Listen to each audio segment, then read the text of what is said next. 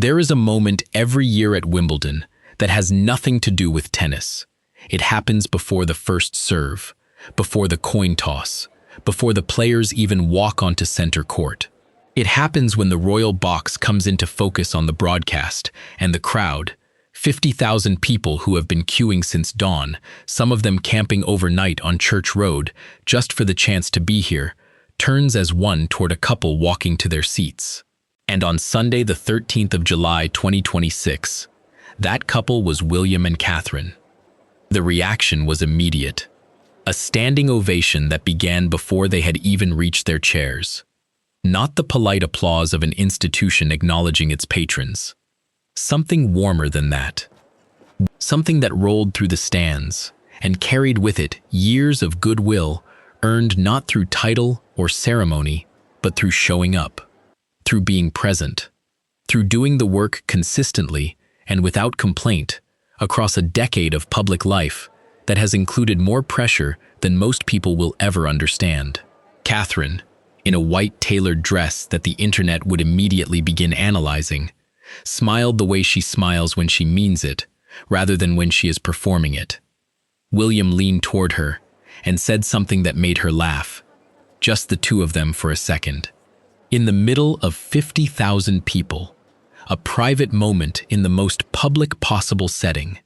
That image landed everywhere simultaneously, and it landed because of everything it was not. It was not staged, it was not managed, it was not the product of a carefully crafted communications strategy. It was simply a couple who genuinely enjoy each other walking into a place they genuinely love. Welcome to the Marquee Report. This is the full story of William and Catherine at Wimbledon 2026, and why this appearance meant more than most people realized. Before we get into the day itself, let's establish why Wimbledon is not just another royal engagement for Catherine, because the history between her and this tournament is deeply personal and deeply significant. Catherine has been patron of the All England Lawn Tennis and Croquet Club since 2016. She took over the role from Queen Elizabeth herself. That is not a ceremonial handover. That is Elizabeth choosing her daughter-in-law specifically to carry forward a patronage she had held personally for decades. A signal about trust and continuity, but the palace does not make casually. But Catherine's connection to tennis predates the patronage entirely. She has played since childhood. She hit with Roger Federer at the Lawn Tennis Association. She has rallied with Andy Murray.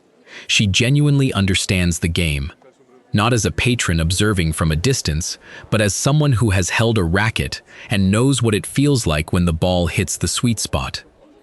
Here is the layer of this story that goes beyond a pleasant royal day at the tennis. Because William and Catherine's Wimbledon appearance always communicates something beyond the sport itself. This year, the timing was specific, and the context was loaded. Harry's visit to the UK had concluded days earlier. The Highgrove meeting had been confirmed by the palace and immediately generated coverage that threatened to define the week's royal narrative entirely. The Daily Mail court case verdict was still circulating. The commentary about the monarchy being under pressure from multiple directions had been consistent for the preceding 10 days. And then Sunday arrived, and William and Catherine walked into the royal box at Wimbledon, and 50,000 people stood up. Royal commentators noted what that image accomplished without anyone having to say anything about it. It reset the visual language of the British monarchy for the weekend. Not a story about Harry and Meghan and security disputes and accommodation chaos and legal defeats. A story about a couple who command genuine public affection walking into one of Britain's most beloved institutions and receiving a response that needed no management.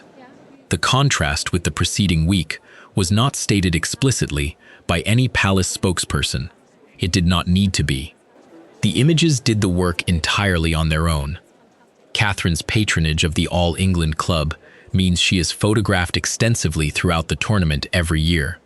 But the men's final is the pinnacle, the moment when the entire global tennis world is watching the same court at the same time. And having William and Catherine in the royal box for that specific moment, composed, confident, present, and clearly enjoying themselves, is the kind of institutional image that press offices would pay any amount of money to manufacture if it were not entirely natural. That is the image that circulates. That is the image that lands in 1,000 WhatsApp groups and family text chains and social media feeds. Not a statement from the palace about Catherine's continued recovery, just Catherine at Wimbledon, looking like Catherine at Wimbledon. Here is the thread that connects this appearance to something larger about how William and Catherine are building their family's public identity. George has attended Wimbledon with his parents in previous years. The image of a young prince watching tennis with his father in the royal box, trying very hard to look composed and mostly succeeding, generated some of the most warmly received royal photographs in recent memory. Those appearances were deliberate choices. William and Catherine bringing their children to Wimbledon is not just a family day out. It is an introduction, a gradual, carefully managed exposure to the public life that those children will eventually be required to inhabit. Charlotte and Louis have both appeared at various royal sporting occasions in ways that the palace has managed carefully. Enough visibility to establish their personalities in the public imagination without overexposure that might generate the kind of intense scrutiny their parents experienced when young. The decision about which occasions to include the children and which to attend as a couple is one of the most consequential ongoing parenting decisions William and Catherine make.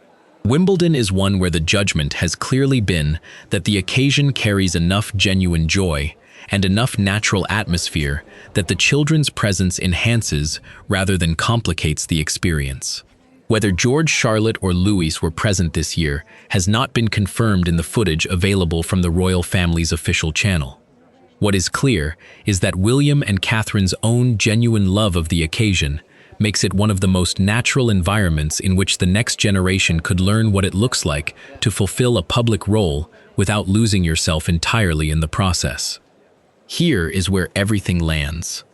William and Catherine attended the Wimbledon 2026 men's final.